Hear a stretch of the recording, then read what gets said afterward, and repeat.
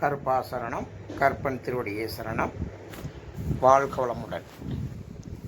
கருப்பன் மாந்திரிக YouTube channel.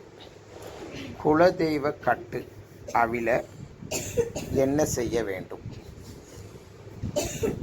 குலதெய்வ கட்டு என்பது நம் குலதெய்வத்தை நமக்காக எந்த ஒரு வேலையும் செய்ய விடாமல், எந்த ஒரு செயலும் செய்ய முடியாமல் தடுத்து நிறுத்தி இருக்கிறது. அதுதான் குலதெய்வ கட்டு. இந்த குலதெய்வ கட்டு எப்படி விழுகுது அப்படின்னா, இந்த செய்வனை, பில்லி சூனியம் இது போன்ற காரணங்களால் நம் மீது யாராட்டும் பொறாமப்பட்டு இந்த மாதிரி செய்வனை பில்லி சூனியத்து மூலியமாகவும் நம்ம குலதெய்வத்துக்கு கட்டு போட முடியும்.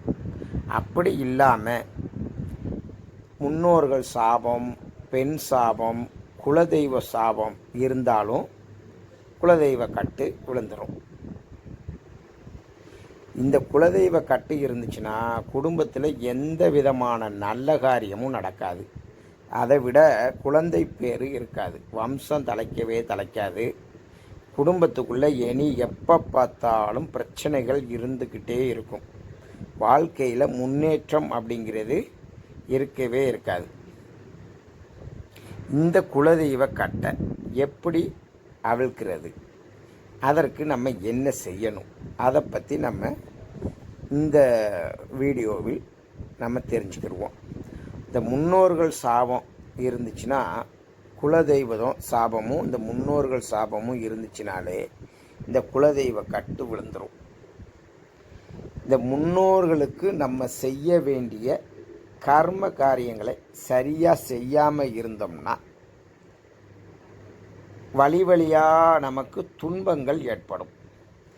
இதனால் குலதெய்வ கட்டு விழுகும்.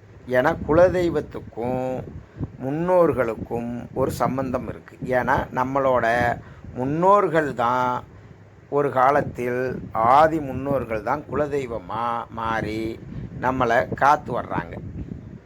பெரிய தெய்வங்கள் குலதெய்வங்களாக இருக்காது, சிறிய தெய்வங்கள் தான் குலதெய்வமாக இருக்கும். அதனால் அந்த குலதெய்வங்கள் வேறு யாரும் இருக்காது, நம்மளோட மூதாதையர்கள் தான். அந்த மூதாதையர்களோட அனுகிரகத்தினால தான் நமக்கு வாழ்க்கையில் பல வெற்றிகள், நிம்மதியான வாழ்க்கை எல்லாமே கிடைக்கும். அதனால் குலதெய்வத்தை நம்ம என்றைக்கும் மறக்காமல் வணங்கிட்டு வரணும். இந்த குலதெய்வ கட்டு இருக்கிறது, இந்த பெண் சாபமும் ஒரு காரணமாக இருக்கலாம். நம்மளோட ஒரு பெண், அவளை பெண்ணுக்கு ஏதாட்டும் நம்ம தீங்கு செய்திருந்தால் அந்த சாபம் 7 ஜென்மத்துக்கும் நம்மளை தொடர்ந்து வரும். அந்த பெண் சாபம் இருந்தாலும் குலதெய்வ கட்டு விழுந்துடும். அதனால் எந்த காரணத்தை கொண்டும் பெண்களுக்கு அநீதி இழைக்கக்கூடாது.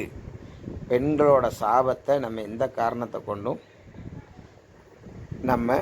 நம்ம வம்சத்துக்கு ஏற்படுத்திடக்கூடாது. அதுவும் விதவை பெண்களுக்கு பாவம் பண்ணோம்னா அது நம்மளோட சந்ததியினரை 7 ஜென்மத்துக்கும் பாதிக்கும். இந்த குலதெய்வ கட்டு நீங்கிறதுக்கு என்ன செய்யணும், அதை எந்த முறையில் குலதெய்வ கட்டை நீக்கலாம்? இந்த குலதெய்வ கட்டு நீக்கிறதுக்கு முதல்ல என்ன பண்ணுறோம், ஒரு கண்ணாடி அதாவது ஒரு சுத்தமான கண்ணாடி டம்ளர் எடுத்துக்கிறோம்.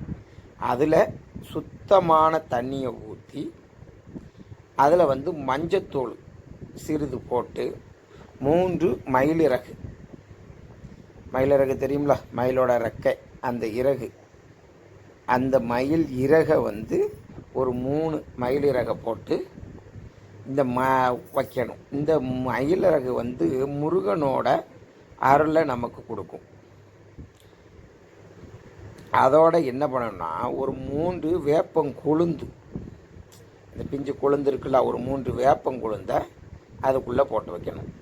இது அம்பாலோட அருளை நமக்கு பெற்றுக் கொடுக்கும். குலதெய்வத்தை தெரியாதவங்க அம்பாள், பெரும்பாலும் காமாட்சி அம்மனையும் முருகரையும் குலதெய்வமாக நினச்சி வணங்கிட்டு வருவாங்க. இந்த கண்ணாடி டம்ளரை என்ன பண்ணுறோம் அப்படின்னா, யாரும் கைப்படாத இடத்துல நம்ம டைனிங் ஹால் வரவேற்பறையில் என்ன பண்ணுறோம், ஒரு யாரும் கைப்படாத ஒரு உயரமான இடத்துல வச்சிடுறோம். ஆனால் யார் வந்தாலும் அதை பார்க்கணும். பார்க்குறது மாதிரி அந்த டம்ளரை வைக்கணும். அந்த டம்ளருக்குள்ளே என்ன போட்டு வச்சுருக்கோம், மஞ்சள் குங்குமம் இதெல்லாம் போட்டு வச்சுக்கிறணும்.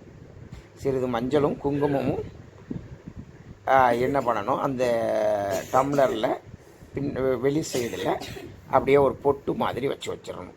என்ன டம்ளருக்குள்ளே என்ன போட்டு வைக்கணும், கொஞ்சம் மஞ்சள், அதுபோக நம்ம வேப்பங்குளுந்து, ஒரு 3 வேப்பங்குளுந்து, 3 மயில் இறகு போட்டு அந்த கண்ணாடி டம்ளர் மேலே மஞ்சள் பொட்டு வச்சு அந்த மஞ்சள் பொட்டு மேலே குங்குமத்தை வச்சிடணும். டெய்லி என்ன பண்ணுறோம், நிலவாசலுக்கு பூஜை செய்யணும். இந்த நிலவாசலில் தான் நம்ம குலதெய்வங்கள் தங்குறதா சாஸ்திரங்கள் கூறுகிறது. அதனால் டெய்லி நிலவாசலுக்கு பூஜை செஞ்சு அந்த நிலவாசலை 2 திக்கமும் ஒரு அகல் விளக்கு ஏற்றி வைக்கணும். நிலவாசல் படியை என்றைக்குமே மிதிக்கக்கூடாது. வாசக்கதவையும் அடிக்க ஒரு தடவை அப்படியே ஆட்டவும் கூடாது. நிலவாசலுக்கு மஞ்சள் குங்குமம் வச்சு முன்னோர்களையும் நினைத்து அந்த இடத்துல சாயந்தர நேரத்தில் 2 அகல் விளக்கு தீபம் ஏற்றி நம்ம குலதெய்வத்தோட அருள் நமக்கு கிடைக்கணும் அப்படின்னு சொல்லி மனதார அந்த குலதெய்வத்தை நம்ம நினச்சி அந்த இடத்துல நாம் வணங்கணும். நமக்கு குலதெய்வம் தெரிஞ்சாலும் சரி, குலதெய்வம் தெரியலைனாலும் சரி, நம்ம குலதெய்வத்தை இந்த இடத்துக்கு ஆவகனப்படுத்துறது மாதிரி மனதார குலதெய்வத்தை வேண்டி நம்ம அந்த இடத்துல வணங்கணும்.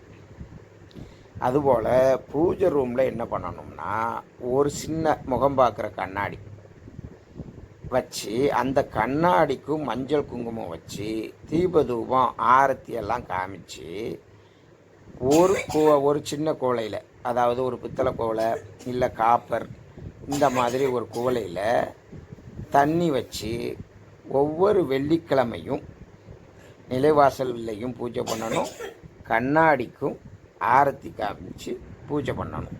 இந்த கண்ணாடி டம்ளரில் இருக்கிற தண்ணியை வேப்பிலையும் புதிதாக மாற்றி வச்சிடணும்.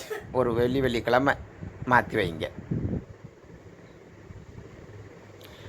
ஒரு மண்டலம், அதாவது 48 நாள் நீங்கள் இந்த இப்படி பூஜை செஞ்சுட்டு அந்த தீபதூபம் கண்ணாடிக்கும் தீபதூபம்லாம் காட்டிட்டு நிலவாசப்படியிலையும் பூஜை செஞ்சுட்டு வந்தீங்க அப்படின்னா என்ன, ஒரு வாரத்துக்கு ஒரு தடவை அந்த தண்ணியையும் அந்த நம்ம வேப்பங்குழுந்தையும் மாற்றிக்கிட்டே வந்தோம் அப்படின்னா, ஏன்னா அந்த தண்ணியில் மஞ்சள் கலக்கணும், அதை மாற்றிக்கிட்டே பூஜையை கரெக்டாக செஞ்சுட்டு வந்தோம் அப்படின்னா குலதெய்வங்கள் கட்டு நீங்கி நம்ம வீட்டு பூஜை அறையில் இருக்கிற கண்ணாடி வழியாக நமக்கு குலதெய்வம் உள்ளே வந்துருச்சு அப்படிங்கிறத நமக்கு அறிவுறுத்துவாங்க. அதை எப்படி நம்ம தெரிஞ்சுக்கிறலாம் அப்படின்னா, அந்த தண்ணி வைக்கிறோம்ல, அந்த வாரத்துக்கு ஒரு தடவை தண்ணி மாற்றினா போதும். அந்த தண்ணி வைக்கிற அந்த குவளையில் தண்ணி பாதியாக குறைஞ்சிருக்கும். இந்த தண்ணி என்னைக்கு குறையுதோ அப்போ நம்ம குலதெய்வம் கட்டு நீங்கி குலதெய்வம் நம்ம வீட்டுக்குள்ளே வந்துட்டாங்க அப்படிங்கிறத நம்ம தெளிவாக தெரிஞ்சுக்கிறலாம். அப்போ அதுக்கு 48 நாள் ஒரு மண்டலம் கண்டிப்பாக நம்ம வாசப்படிக்கு பூஜை பண்ணி, அதே மாதிரி நம்ம பூஜை ரூம்லேயும் தீபதூபம் காட்டி கண்ணாடி தான் குலதெய்வமாக நம்ம ஆவகனப்படுத்துகிறோம்.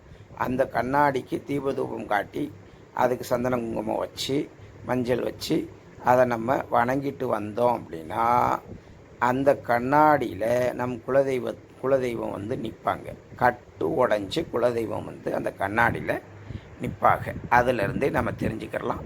அதை தெரிஞ்சுக்கிறதுக்காகத்தான் அந்த சம்பு தண்ணி வச்சு அந்த தண்ணி என்னைக்கு பாதியாக குறையுதோ அப்போ குலதெய்வம் நம்ம வீட்டுக்குள்ளே வந்துட்டாங்க அப்படின்னு சொல்லி அர்த்தம்.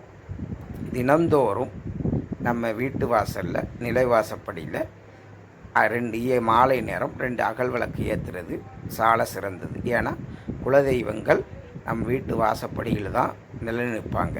2 சைடும் வீட்டு வாசப்படியில் அந்த நம்ம கதவோட அந்த சைடில் தான் நம்ம குலதெய்வங்கள், நிலையோட சைடில் குலதெய்வங்கள் வந்து இருக்கிறாங்க அப்படிங்கிறது சாஸ்திரம், அது ஐதீகம்.